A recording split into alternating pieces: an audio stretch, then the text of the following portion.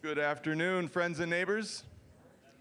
Welcome to Cultural Thursday, the monthly speaker and cultural literacy program of Central Lakes College, where we invite people from all around the world to help us better understand the people, perspectives, and places of our diverse planet. My name is Jason Edens, and it's my privilege to coordinate the Cultural Thursday program. And it's also my privilege to introduce my colleague today, who will be sharing with us about his trip through the U.S. Civil Rights Trail.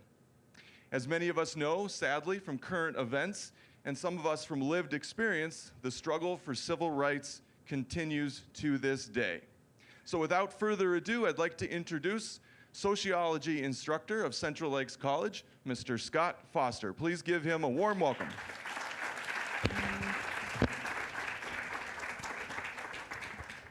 Good deal, thank you, Scott. Thanks for coming. So, my name is Scott Foster. I teach sociology and anthropology here at Central Lakes College. I'm from Brainerd, went to Brainerd High School, was a graduate, am a graduate of Brainerd Community College, which became Central Lakes College. So, I'm so happy to be back here, and this is where I make my living. This trip, I think it was serendipity. This trip came about because I had taken a couple of them with my wife on the Civil Rights Trail, 3 trips. And I was actually on a trip in Atlanta at the Hyatt Regency Hotel, downtown Atlanta. It's a hotel that Martin Luther King called the Hotel of Hope, because it was a hotel that first opened their doors, one of the biggest hotels that opened their doors to black travelers at the time. So I was in that hotel, and my phone rang, and it was Jennifer Brosey, who's sitting down here, who went on the trip as well from Upward Bound here at school. And she said, hey, would you be interested in taking some Upward Bound students on a tour of the U.S. Civil Rights Trail? You had no idea I was on the U.S. Civil Rights Trail at that time. So I said, ironically, yes, that would be fantastic. So we planned a trip for spring break, March of 2022. Maybe you do know, but I guess I didn't know how much work goes into something like this. We had about 40 people in the end that went on the trip.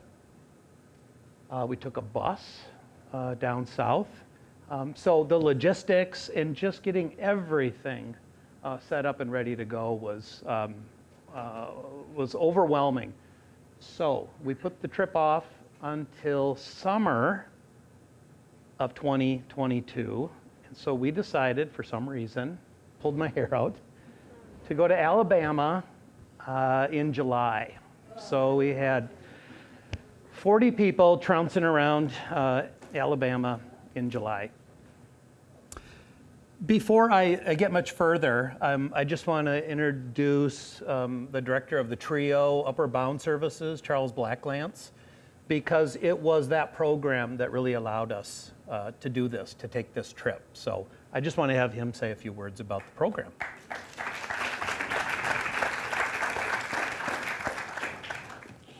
Thank you, Scott. Thank you, everyone. And again, my name is Charles Blacklance. I'm the director of TRIO programs here at Central Lakes College. And TRIO programs have been on this campus for about roughly 23 years, I guess.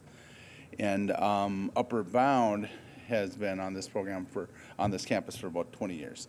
So I'm just going to give you a quick snapshot as to who we are, just to help provide a little bit of context to what Scott's about to share with you, and some overview in terms of who some of these students and how they're plugged into the college. Okay?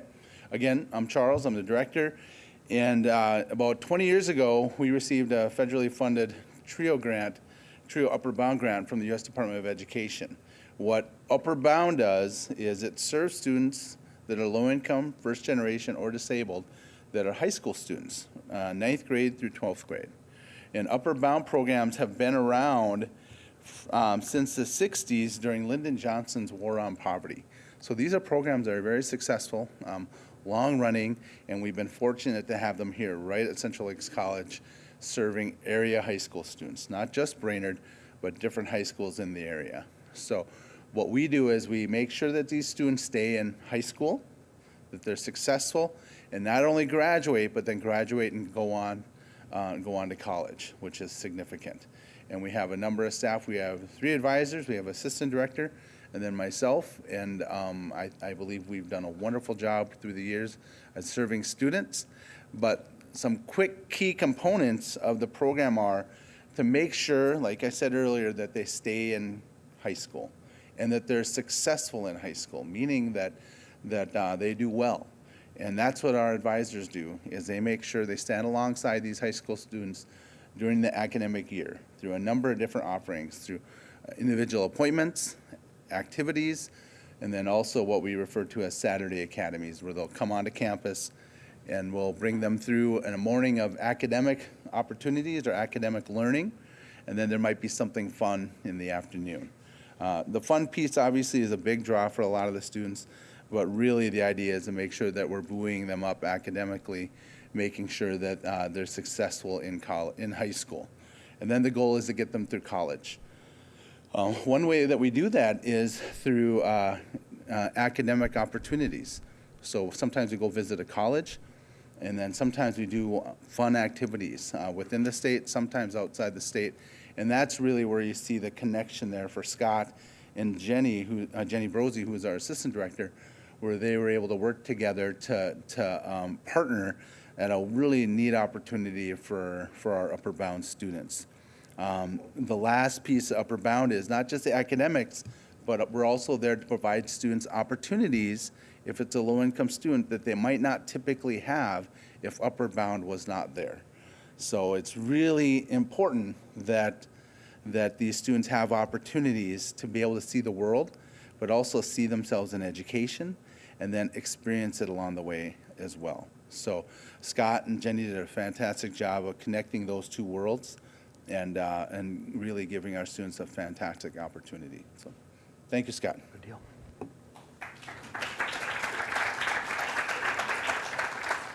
See you later. Thank you.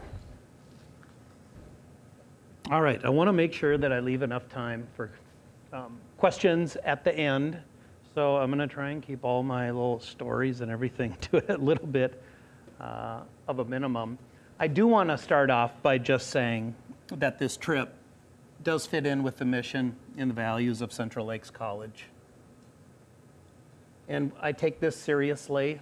You know, we create opportunities for cultural enrichment, civic responsibility, and community engagement, and nurture the development and success of a diverse student body through a respectful and supportive environment. And we like to say we transform lives.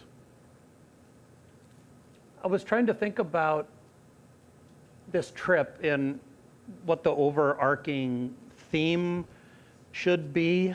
You know, we're visiting places, we were planning on visiting places where some horrible things took place, some tragic things, but in a weird sense, kind of beautiful, tragically beautiful. So I thought, you know, here we go.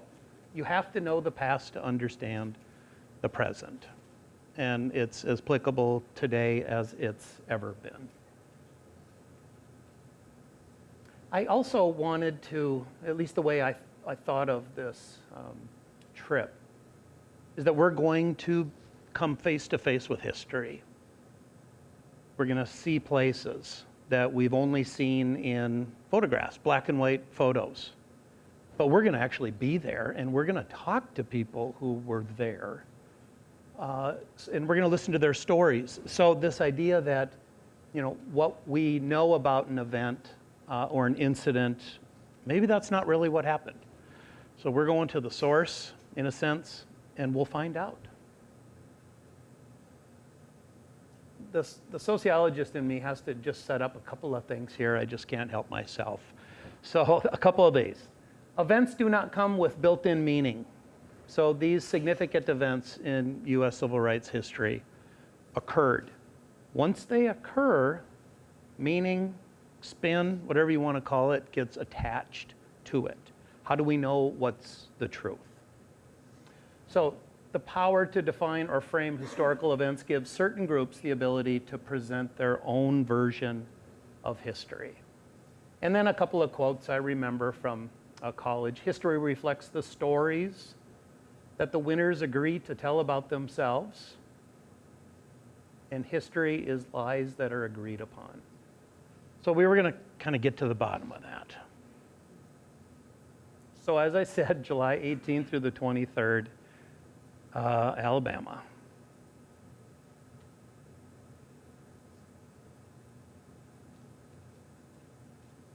This must be a really intense slide. It always takes a while to go, all the anticipation building.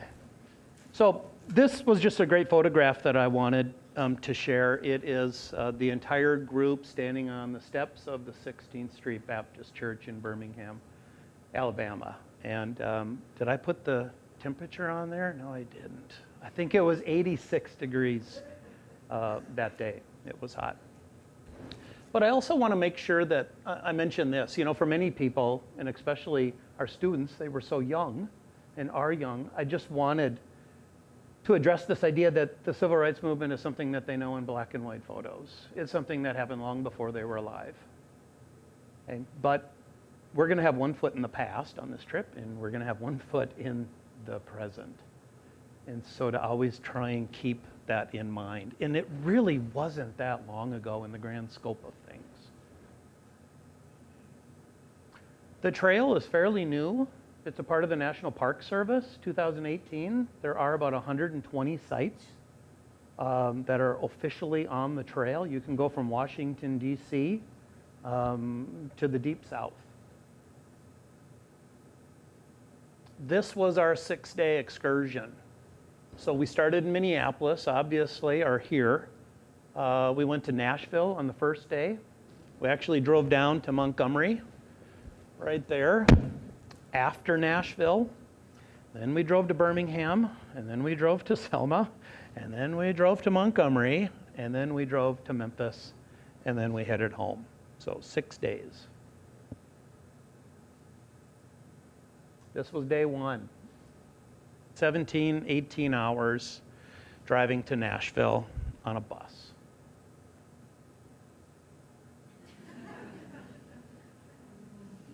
You said I could use the photo. I don't know if that was within the first hour of leaving. Probably not, but I just took the liberty.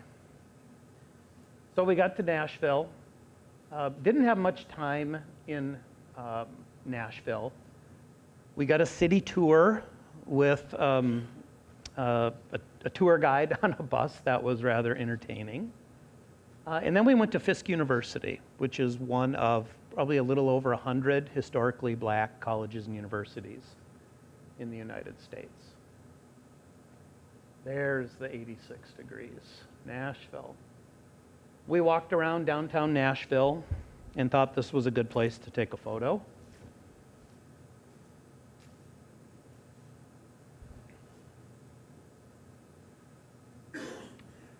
I'm learning that real high definition photos do not always advance all that well.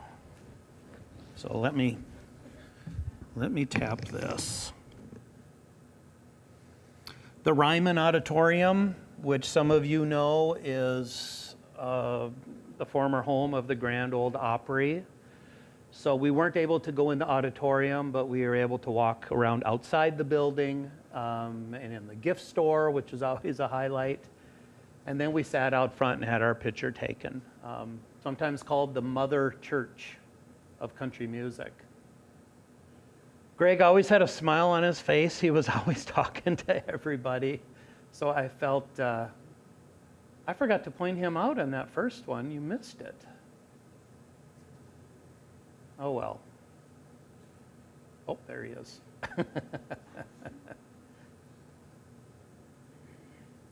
So he was fun. He said some things on the bus tour that some of us, kind of questioned, but he was a guy from Nashville. He loves Nashville. He was selling the city of Nashville.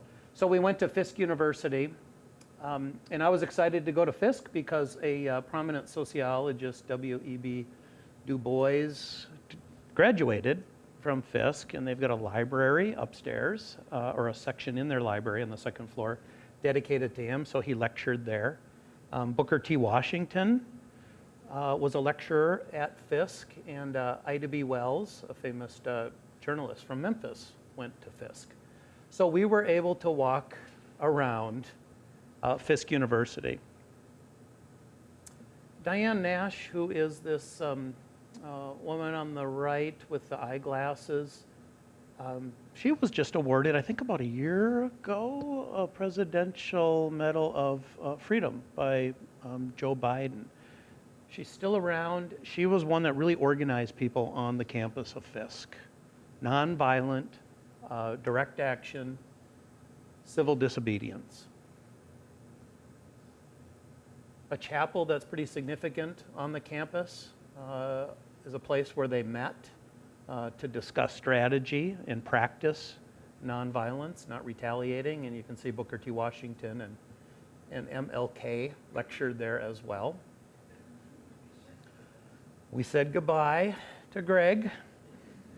And then that same day, we departed for Montgomery.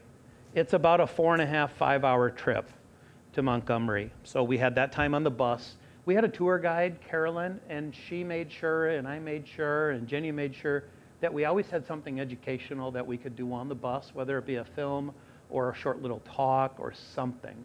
The students did keep a journal the whole time. That was their quote-unquote homework.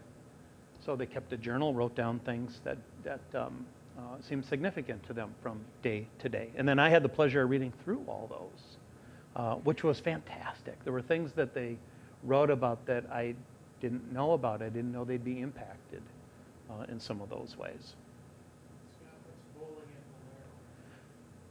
Well, I can tell you it didn't happen.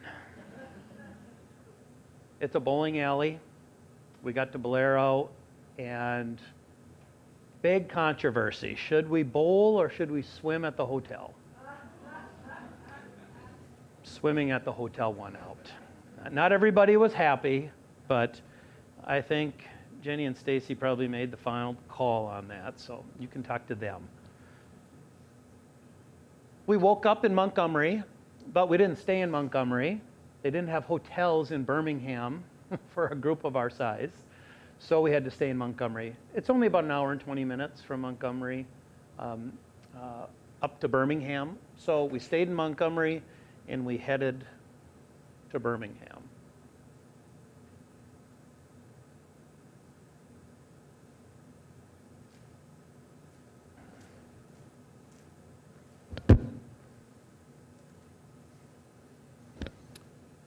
Kind of ground zero for the Birmingham campaign, which was about desegregating Birmingham. Kelly Ingram Park is the square block there. Some of those famous pictures of dogs and water hoses being sprayed on protesters took place right there. The 16th Street Baptist Church is kitty corner from it, and then across the street is the Birmingham Civil Rights Institute. That was basically what we did in Birmingham. It's just all right there. 90 degrees, that's right.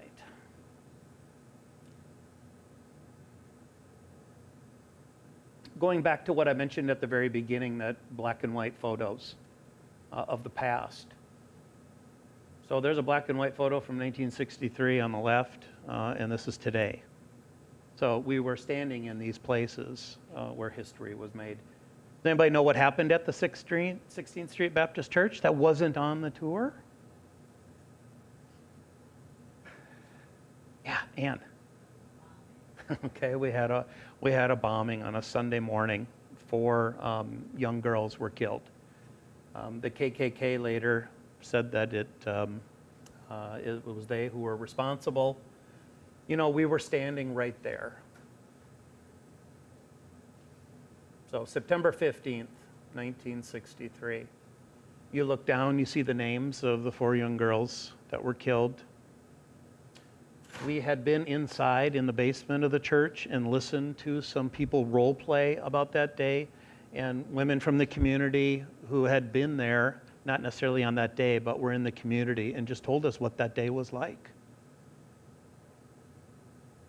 You go across the street into Kelly Ingram Park. And you see sculptures like this, beautiful sculptures. I would assume some of you have seen this iconic photo before. So you walk across the street from the church, and that's where it happened. There's a statue.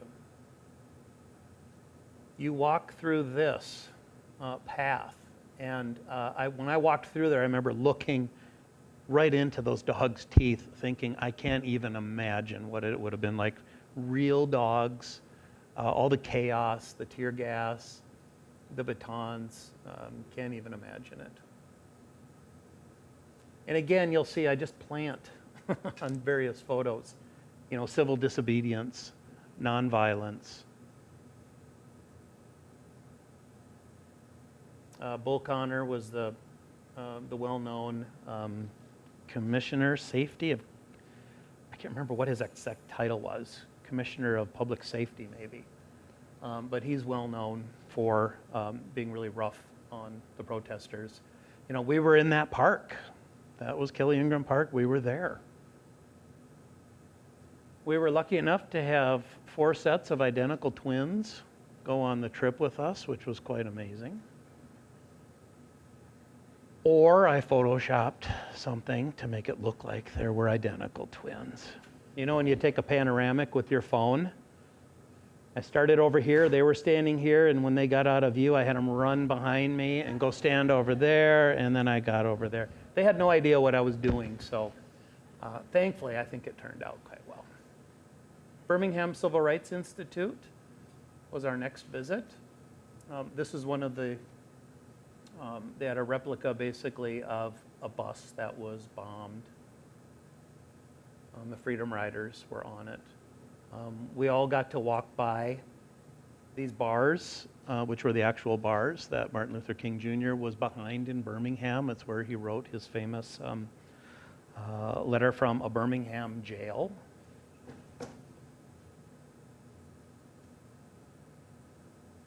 And in the museum, you bump into stuff like this, and your heart just kind of drops, and you get kind of somber, and you just wonder how something like this could have ever happened.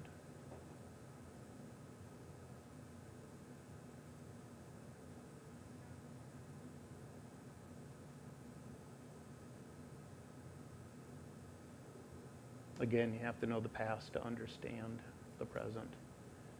So that was just half of a day. All of that was half a day. So we were on our way to Selma, which is about an hour and a half away. I guess I can't stand this far away.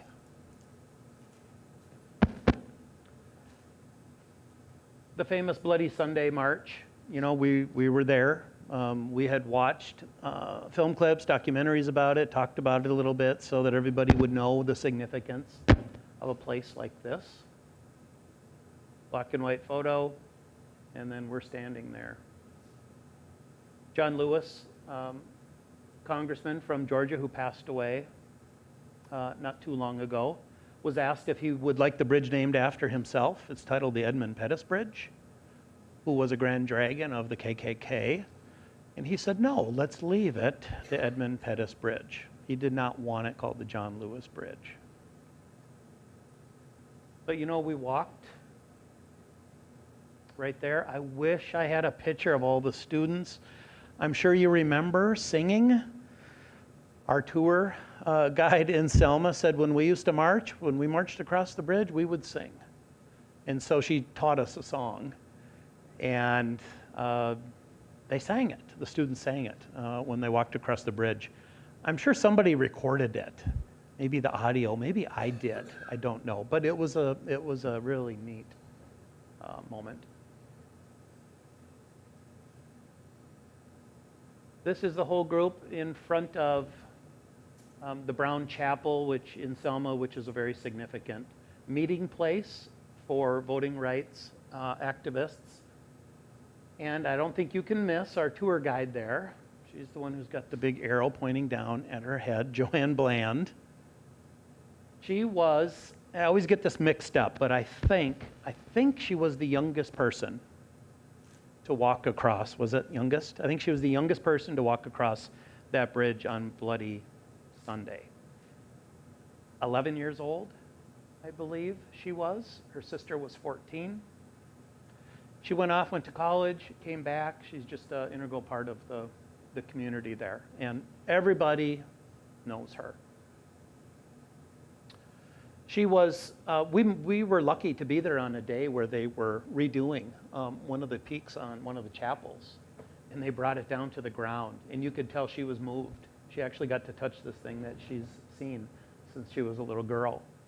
You know, and talking about what that peak has seen from that point over all those years. And here it was right in front of her. And so she was touching it and had her picture taken with it. And it didn't really register right away. I don't think what a significant moment it was for her and then for all of us. This is a sidewalk that's still in Selma. It's layered, it's tiered. The top layer was for white people and the bottom layer was for colored people. You know, there aren't many of them in Selma, but they're still there. Of course, they don't point them out. You don't know that. Unless you know your history. So we headed back to Montgomery. We were going to spend this next day in Montgomery, and it was a full day. Alabama State Capitol was at the end of one of the streets that we were on quite a bit. Again, the black and white photo. It's a spot where Martin Luther King on the third attempt at marching from Selma to Montgomery, when they made it, he spoke on those steps. And there are a couple quotes that came from that step. There were about 25,000 people out there. It does not matter how long you live, but how well you do it. If you've heard that before, that's when he said that and where he said it. How long? Not long, because the arc of the moral universe is long, but it bends towards justice. He said that there as well.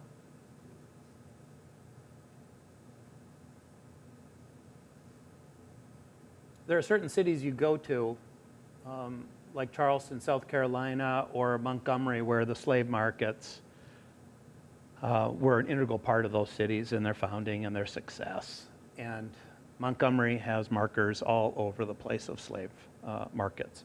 If you were looking at this sign, if you would just do almost a 180, you'd be looking at the spot where the auction blocks were. And so you're just standing there thinking, you know, that's where families were torn apart. You know, that's where people were being bought and sold, you know, human beings. So, you know, $1,500 up to $3,000, which was a ton of money at that time, but they were just a commodity. And of course, the Montgomery bus boycotts started by Rosa Parks' act of not giving up her seat. So you can stand where she stood.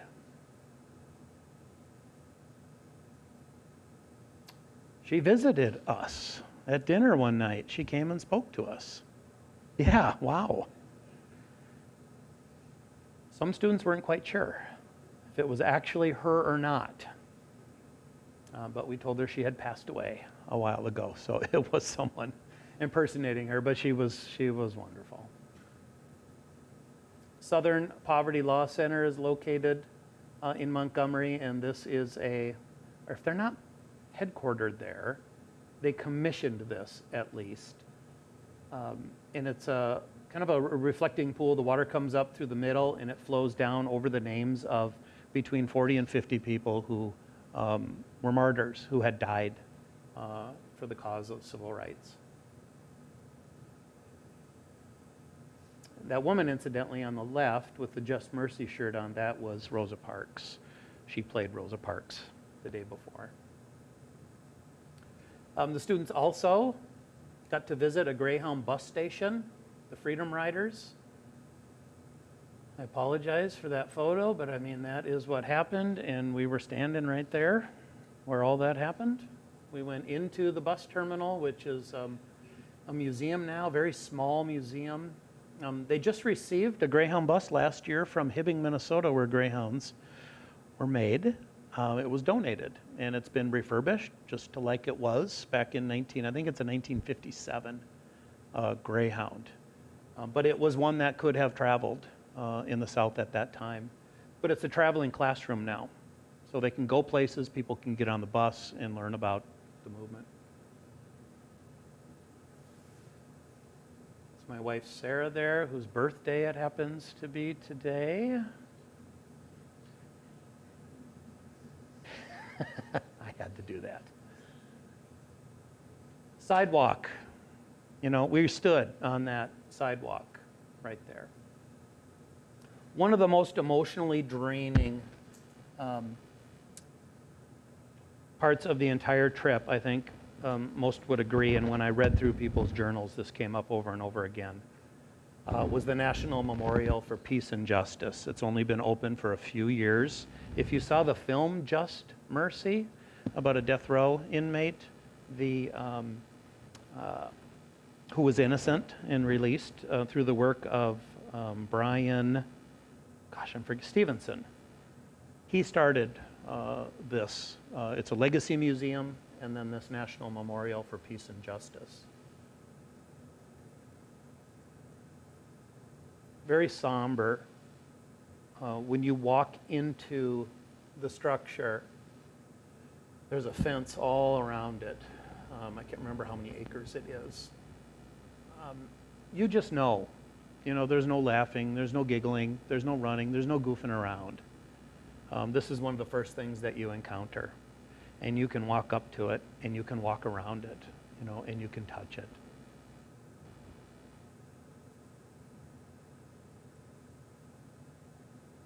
So it just hits you right away.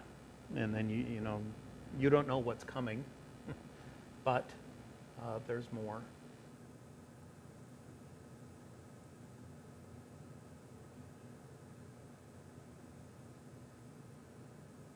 That structure up there is the centerpiece. And when you go inside, what you're seeing there are over 800 steel columns. Most of them are hanging from the ceiling. Each one of them represents a county in the United States of America where there was a race-based lynching. 4,400 names are etched.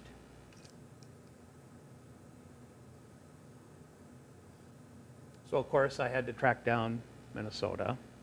So I found it in two places. Inside the structure, there was a reference to it. And then outside, there are 800 slabs of stone like that laying down that have everybody's names. So they've got their names in two different places. They've also started doing something called the Soil Collection Project. They find out where people have been lynched in the past, and they try to get their family members, relatives, to go to those same places and dig up dirt and soil, put it in a jar. They put it on the shelf with their name and the date. So when you stand in front of that and look at it, it's incredibly powerful.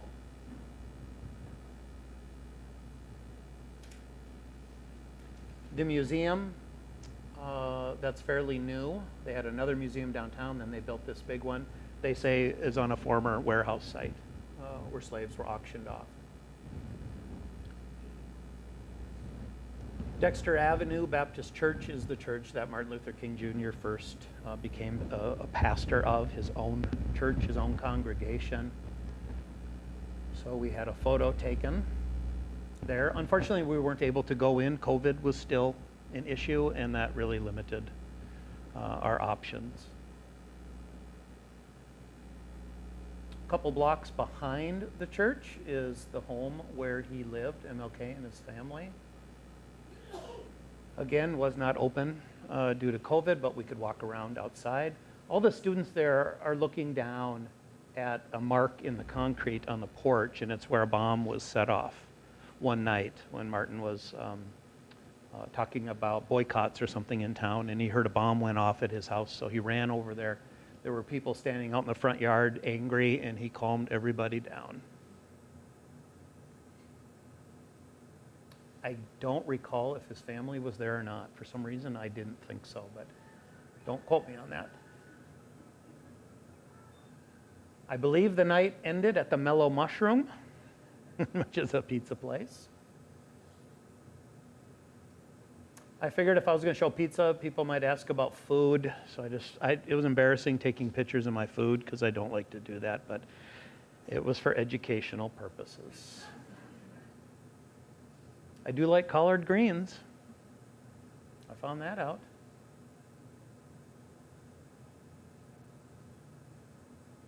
Not the healthiest of meals, but and that's some catfish right there. We ended our trip in Memphis, Tennessee.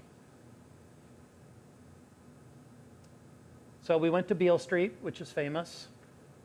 We went to the National Civil Rights Museum, and then we had a bus tour later on that day with a person who played guitar for us and showed us around the town while he was doing so on a bus. This was a hot, miserable day. I don't remember the temperature. Everybody was hungry. Everybody was tired. It was our last day of really being out and about and sightseeing. We couldn't find places that could feed all of us. At one time, COVID was wreaking havoc still, understaffed, limited hours. What did we end up doing? We ended up going to a McDonald's, I think. Yeah, we went to McDonald's. Every once in a while, there was a little quote-unquote lecture thrown in there.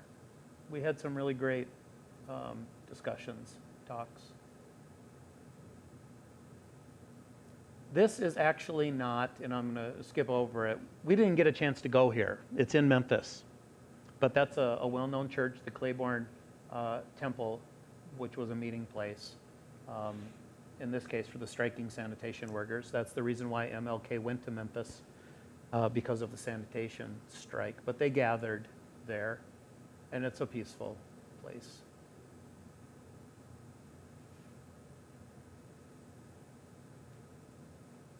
This was in the museum there. You know, so this is a very famous picture. And unfortunately, Memphis, I am a man. You know, the Nichols case, I'm seeing that resurfacing again. I am a man. You can buy the T-shirts, you know. Got to make money off it somehow, some way, which is disturbing. But it's unfortunate that 60 years later, that's resurfacing. Mason Temple, this is where MLK gave his mountaintop speech the night before he was assassinated. You know, it's unfortunate that it's such a draw because it's a place where he was assassinated. But there's a museum there, an incredible museum. But again, there's the past. Here's the present. It looks just like it did.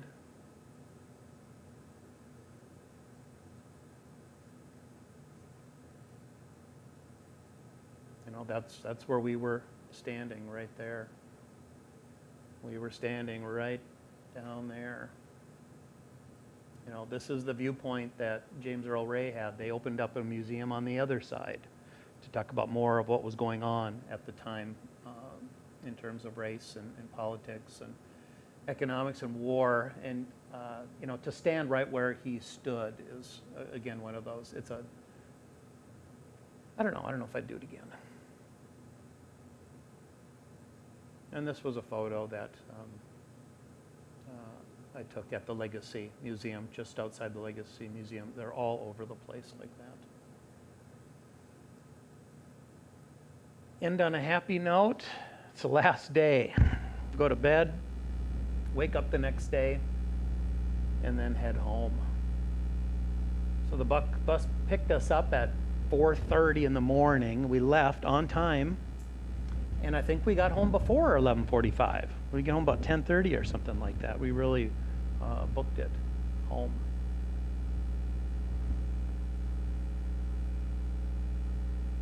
So imagine standing where Martin Luther King Jr. took his last breath. You know, we did that. Where Rosa Parks was arrested. You know, we did that. Where the Freedom Riders were beaten. We did that. We stood right there. Also, the Edmund Pettus Bridge, you know, we stood there. We were there with someone who was there.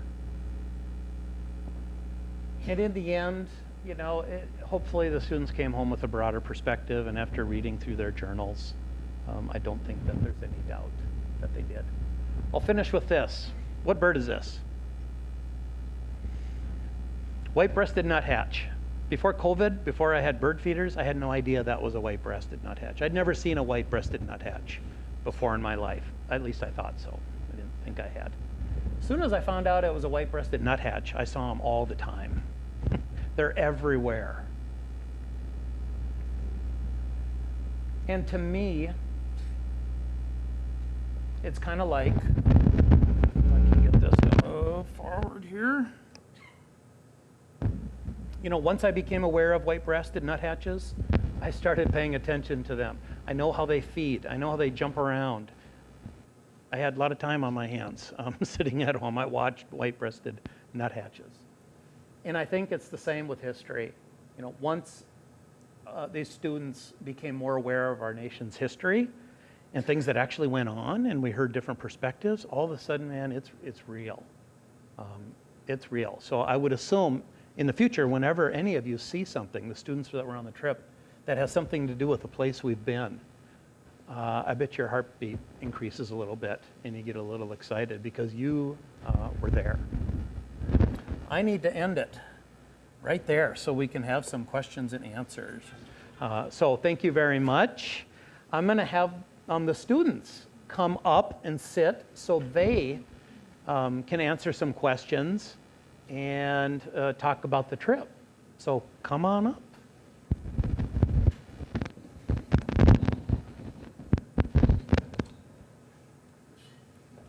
For those of you who have questions, please raise your hand. I'll bring a mic around. Thanks, Scott.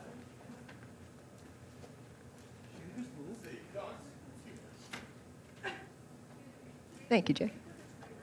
Yes, of course. I'll wait till you guys all get situated before I throw my question out. Take it away now. So I can imagine that this was, a pretty intense journey, and balancing that journey with the learnings, and then also trying to, incorporate some fun into what you did as well. And my question is though, how can you bring back what you learned? How can you still bring that back home, and how can you parallel that to what we're maybe experiencing today with regards to racism and civil rights still being fought for? Because what happened there looks different than what it does today, but I think what's happening today is still really happening. So how can we parallel that? How can you take what you learned there and bring it back into your lives here and not have it be something that happened then, happened there? Do you know what I mean? Like, how can we keep pulling on what you learned and bring it into today?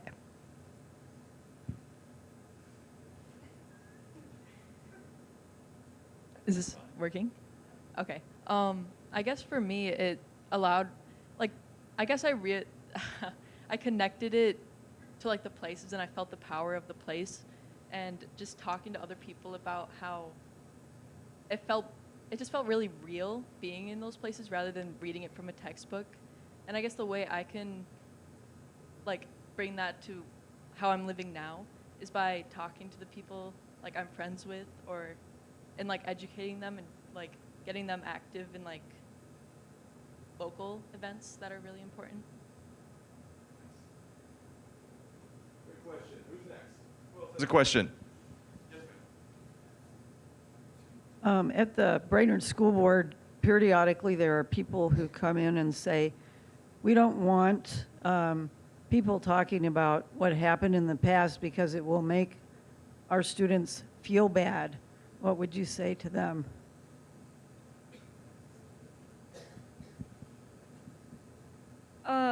Well, first of all, definitely education is really important, but that question specifically reminded me of at one point, our tour guide, what was her name? Carolyn.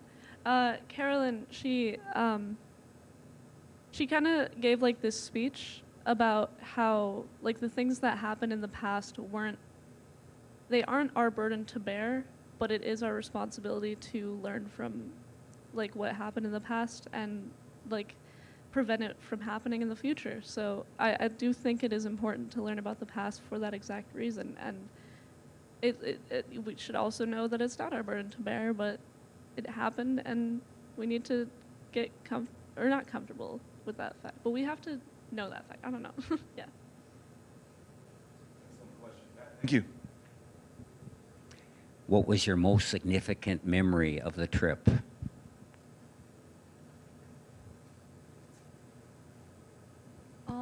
For me, it was mainly just like, just being there, just knowing like, okay, so like so much history has happened here and I'm there right now.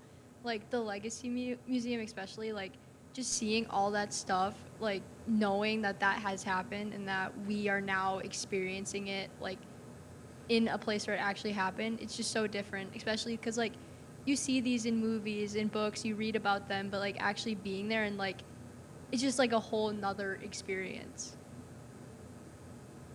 Does anybody else want to answer that question? Certainly can. Pass it down. I'd say for me, it was that place with all the hanging metal structures that had all those names. Like, it made me feel terrible seeing all those names, especially when I found some Minnesotan ones. No, so, well, it just made me, I don't know, feel more upset than I was before. And also, since of course I do have black ancestry, so it affected me more than I think it would.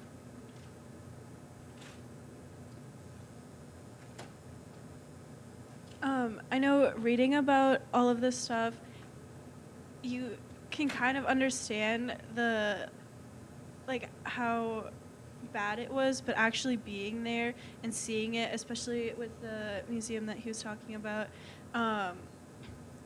it pulls at your emotions so much harder than just reading words on paper ever could. So just the experience of it, I don't know, it just made everything so much more real. Yeah. You know, I realized I didn't introduce them. So this is Riley, Attias, Corey, Corbin, Elena, and Addie. Welcome, y'all. Thank you. Thanks for sharing so far. Other questions, y'all? Have any other questions? Yes, sir. Let's see. One moment, please. Run, Jason. Here you go. Meet you halfway here. Only the federal government did that. Anyway, so my question primarily relies upon the broader coalition that was the civil rights movement. Because obviously the most prominent examples, at least the ones that we learn about, primarily have to do with the African American aspect. But of course, there were many other aspects of the broader civil rights movement. Native Americans were fighting for civil rights through groups like AIM. The UFW was pretty prominent in the Hispanic American community. And I was primarily wondering throughout the trip how much those aspects were touched on. Well, there was not a whole lot for other races as far as I could tell. Like, there was mostly African American, but not a whole lot for Hispanics or Native Americans for the most part. You know, and the point of our trip was African American history. You know, that's the civil rights trail, primarily the way that we followed it. So, you know, we were just in that tiny, tiny little spot, Montgomery, Birmingham, Selma, for the most part. And that was ground zero during the civil rights movement. But yeah, there were more racial and ethnic groups involved, no doubt. Catherine. Going back to the things that were hanging in that building, how surreal was it when you saw things coming from Minnesota, knowing we're such a northern state, and as far as everyone's ever taught us, the North didn't have as many problems as the South. So when I saw those, I was like, wow, Minnesota, how did you guys feel about that? Well, me personally, I was actually hit hard by that fact because, I mean, I knew that some parts of Minnesota was pretty racist at times, although we were a northern state. But like when I saw, yeah, it hit quite hard because I didn't expect Minnesota to stoop that low in the past. Hey, Corey, do you want to say anything about that? When you look at it in comparison, it's very strange to see that we did actually have names out there. And if I remember correctly, Scott, you said that there was another lynching that was not actually on the... Yeah, there were 2 men that were lynched in Brainerd, and I didn't know they were Native, and they weren't accounted for, and so I'm not quite sure why, if because they were African American or what, but maybe that's what you're talking about. Yeah. And it was really strange to see, I mean, some counties had multiple plaques of multiple names, like 30, 40 names for just one county. That was really jaw-dropping. Do you want to share with them what you shared with me about walking and looking up at those columns? Yeah. On our way into the lynching memorial, you walk around all of these stone pillars, and then as you go deeper into the memorial, you go down this ramp, and then you start looking up, and it's supposed to signal or symbolize what it's like to be held. So it kind of hits you right in the throat.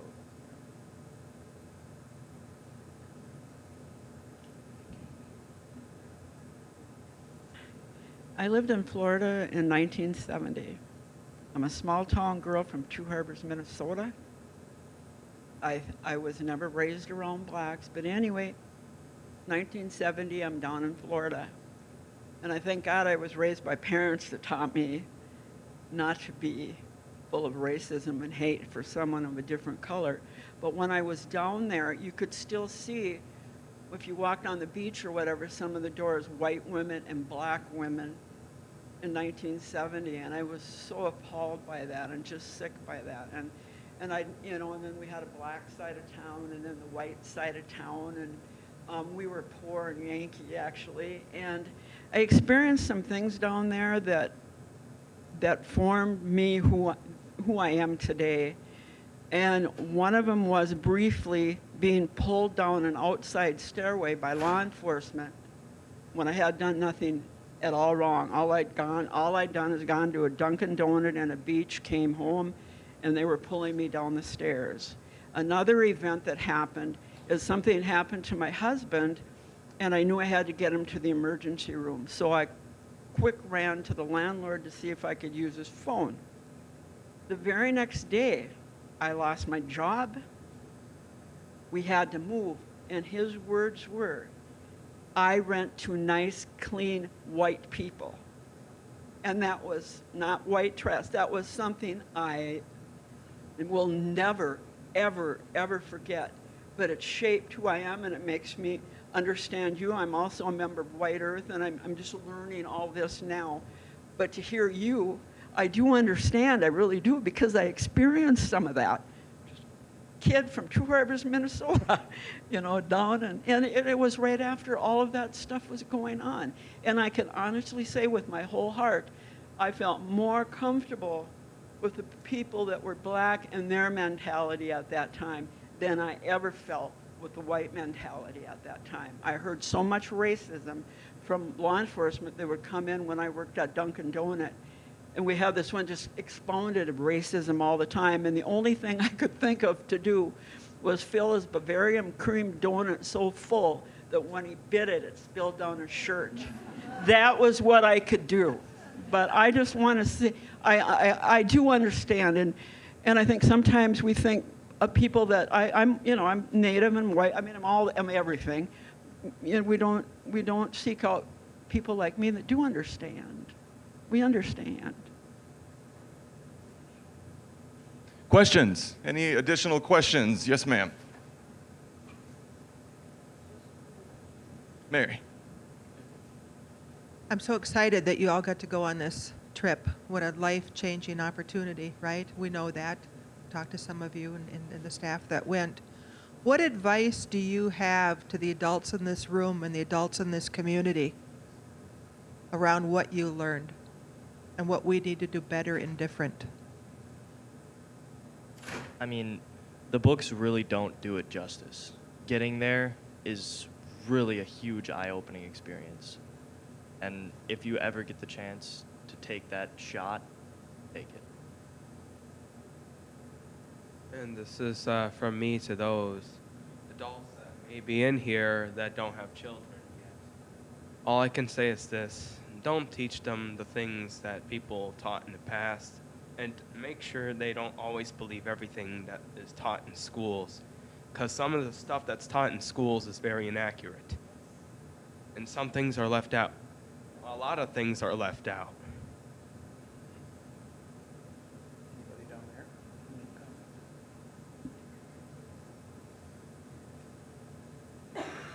there? Just another thing. Of course, like educate yourselves, but it's also really important to listen to like Black people, like in their education, and seek out Black voices, I guess, because they know everything firsthand and they know what they're talking about, really. So just make sure you listen to them. You know, don't only listen to the people on like, I don't know, the white newscasters or whatever, I guess. But yeah.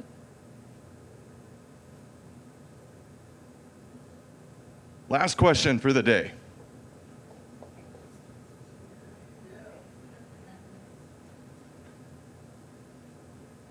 Steve says I had my hand up before his. So, are we making progress, or is it Groundhog's Day? Is it the same as 1965 and 55? I think we definitely are making progress. Like even like today with all of the media coverage and stuff, we're making a lot of progress, but there's still a lot that needs to be done. I mean, just last week, Tyree was killed. I think it was in Nashville, where we were. Memphis. Sorry, I always mix the two up. But he was killed in Memphis, and we were there. And there's still a lot of work that needs to be done. But yeah. True story. Please. I feel like people are just like nowadays they're taking more of an effort to educate themselves and to like find more out about these topics. So I think that we are making some change, but there's always going to be like the people that don't really take the time to research this and that don't educate themselves. Well said. Okay, I lied. Last question right here. Danica. How does your generation feel about conversations toward dismantling law enforcement entirely? Did you hear the question? How does your generation feel about dismantling law enforcement? I don't think I want to answer that one. I think our generation as a whole has a lot of different opinions. And so to say that we have one wouldn't really be very accurate, because there's a lot of people on this whole political spectrum, and I'm sure there's probably not one right answer, and there's a lot to disagree on. So.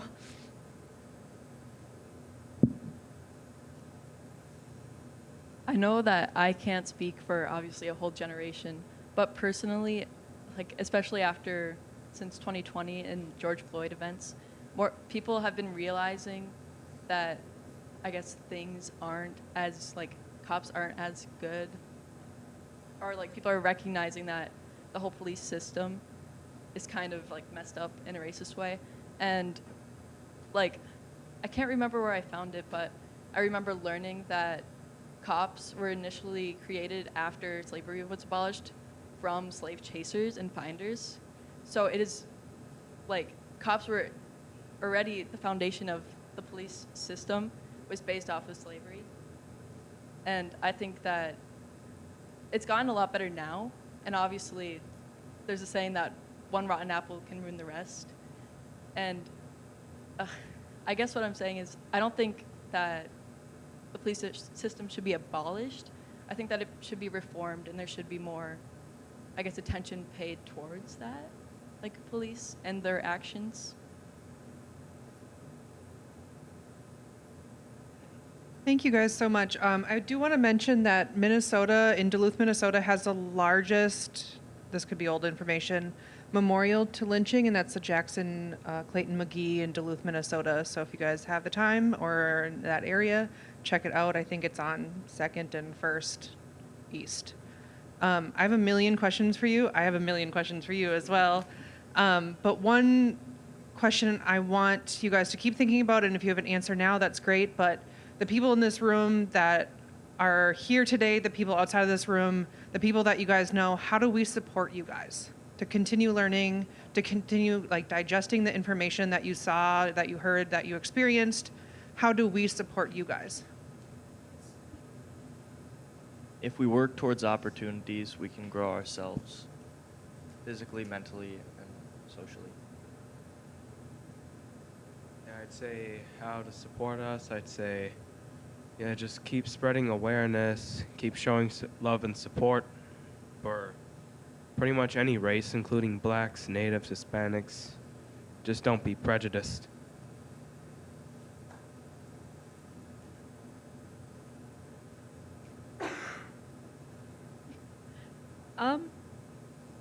Yeah, I don't know. I think especially the support part, well, obviously, but help us out where we can't really help ourselves, because to a lot of the world, we're just a bunch of dumb kids. But we do kind of somewhat, at the very least, know what we're talking about. And so if we're facing people who don't believe us, I don't know, maybe help us, be a voice for us, listen to us, I don't know, stuff like that, yeah. Let's support them right now by thanking them for their courage.